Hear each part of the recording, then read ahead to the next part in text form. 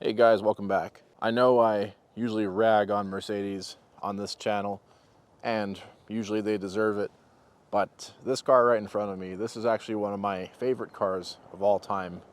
If not my favorite, definitely in top 5. This is a W222 S550. It's a 2015. The reason why I want to check this one out is I've checked out a few of these actually, but not with these kind of miles. This one has a little over 90,000 miles. I just wanted to drive the car, which I've already done, and see how the interior's held up over almost 10 years now. Although this being a 2015, it probably sold in 2014. So yeah, you know what? 10 years old. Let's check it out and see how it's done.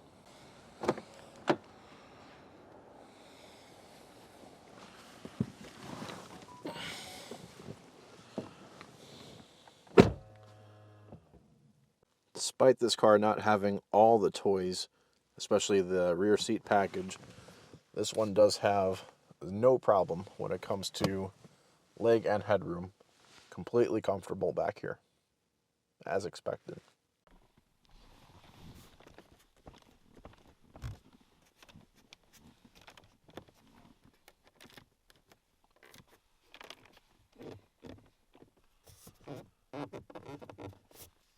Just my finger rubbing, it's not a squeak.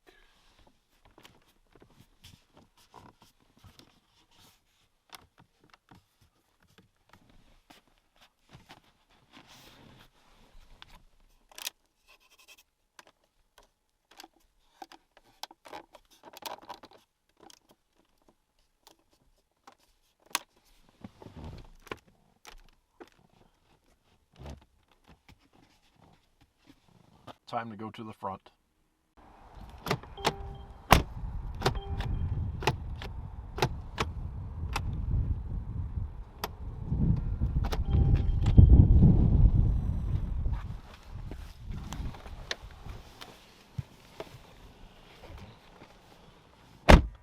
$95,000 miles.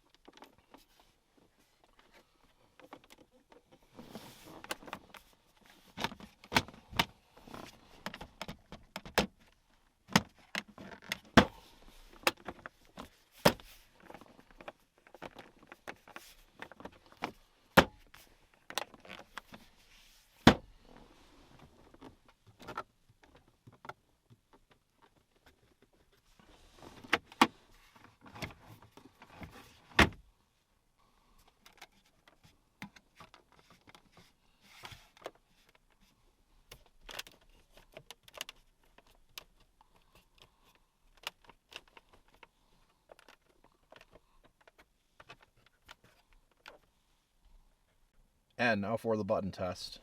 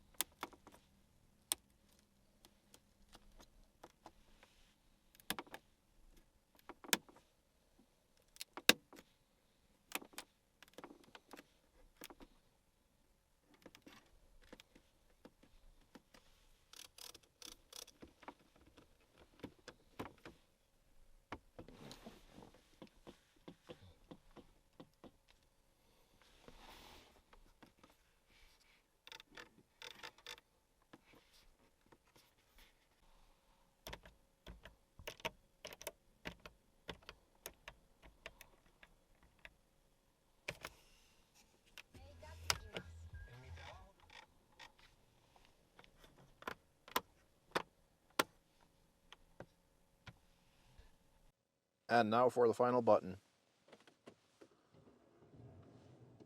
Alright, so first things first, guys. I apologize for not making more frequent videos. I know I ought to, especially because it's December. But I've actually been busy selling cars. Got kind of busy in the last couple weeks of November.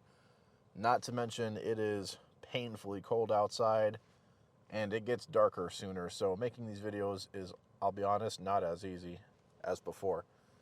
I'm still trying though. I'm going to do my best to get you guys something to watch while you're eating lunch or something. Or on the toilet, whatever you guys do when you watch my videos. Anyway, how did this do?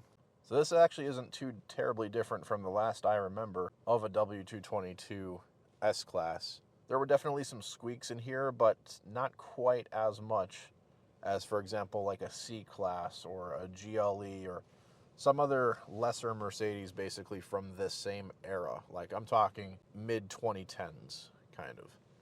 This seems to do better than most. The door, where the other Mercedes, the W223, really failed, like by the seat controls, that's where this car shines, actually. The door here was pretty solid, actually. The only big place where I think this car kind of missed the mark was the center console area. So by the climate vents and controls, the wood was a little bit creaky. And then there was some noise over here. Besides that, the car was, I would say, pretty acceptable. Not rock solid, not like a Porsche or something, but not too far off either. Again, definitely better than the lesser Mercedes of this car's time. I'd give it a 6 out of 10 for fit and finish. On a good day, maybe 7, but I'm going to stay with 6. As far as materials go, things are looking pretty good as well. Like I said, this car does not have all the options. I know you can get a full like leather dash and door and whatnot. This car doesn't have all that. It's got MB Tex instead. But let's talk about it anyway.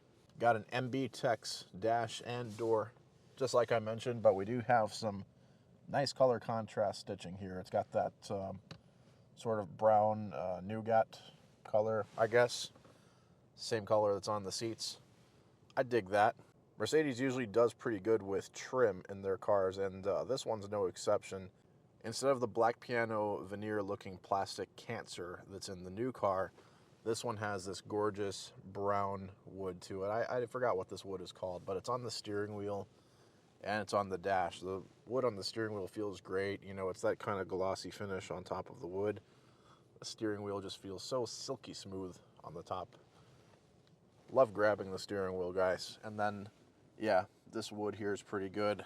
I like how they integrate it with these climate vents. Like, just in general, this interior is one of the best designed, well, ever made, honestly. I think this looks a lot better than the W223's layout. You know, you got the screens in here. I know I'm getting a little off topic here, but just design-wise, and, you know, this string of pearls for the climate controls. This is just a work of art. Unfortunately, I feel like modern Mercedes cars are falling a little bit behind compared to this car when it comes to just their design. No problems to speak of with the seats. They are, in fact, full leather seats, and I'm loving the black piping here, black stitching, and they're very comfortable seats, by the way. It feels like you're sitting on a lazy boy. Probably the best seats in the business, as far as comfort goes anyway. The headliner and the sun visor are nothing special. They're both cloth, but I appreciate that they at least made the sun visor cloth instead of plastic, like in the lesser Mercedes. A lot of the buttons and switchgear in this car are shared with other, even lesser Mercedes, unfortunately, like the gear lever thingy, the windshield washer, stalk, the window controls. This is all the same as like in a C-Class, if I'm honest. Not to mention the window control here. This one kind of sticks. I guess it got stuck or something like that. And then these appear to be like some kind of coating on top of plastic. I can feel the coating peeling at this very tip here, if you can kind of sort of see that. Might have to put the video in 1080p to see it, but when you kind of rub against it with your finger to raise the window, it does feel a little bit sharp, almost like something is going to prick your finger. So that's a little bit of a letdown, if I'm honest. I guess that's just wear after 10 years. The coating is just falling off of that a little bit. Otherwise, the rest of the interior held up pretty good. But yeah, the buttons and switchgear are pretty typical of this generation of Mercedes. They're good. They don't feel especially special to press down on, but the design is nice, and it's got a nice little metal looking finish and a lot of parts. I cannot complain there. I am feeling generous with the materials, so I'm going to give it a 7 out of 10 for materials. So there you guys have it. Your final score is going to be 6 out of 10 for fit and finish and 7 out of 10 for materials. Please let me know your thoughts. If I ever become one of these channels to score cars based on value, this car would get a 12 out of 10. This car, again, has 95,000 miles, being just about 10 years old, but this interior has held up pretty good, and the driving experience is still nice. Value-wise, this car is almost unbeatable. It's depreciated so much to the point where, okay, when it was like 50, 60, 70 grand, it's like, yeah, it's kind of an expensive car, and it creaks and rattles just, you know, a little bit. I don't know, but this car is online right now for $26,000 with 95,000 miles. Assuming this car actually stays reliable when it goes past 100K, this car is a freaking bargain. I cannot literally think of a more comfortable, more cosseting ride for the money and even for the technology than this car. You could get like a Bentley Flying Spur from 2006 for the price of this car, but that car will be far less reliable, and the tech is just doo-doo. This car was basically the most high-tech thing on the road back in 2014, 2015. It's got just about everything you would want. Again, it doesn't have every single option. It's got enough, though. It still feels powerful on the road. It still rides very nice, and all the controls and stuff still work in here. It still has massaging seats that work. It's got the nice dynamic seats where the bolsters inflate and deflate when you take the corners. I love that. Some people don't. I'm one of those that do. This car feels, I'd say, 90% the way it felt when it was new, which to say is quite impressive. The only thing I noticed this when I took this on a real test drive, by the way, is the car was making sort of like a little whining noise. I did take a quick little video of that on my phone. I don't know if it will actually translate to this video, but yeah, take a quick listen.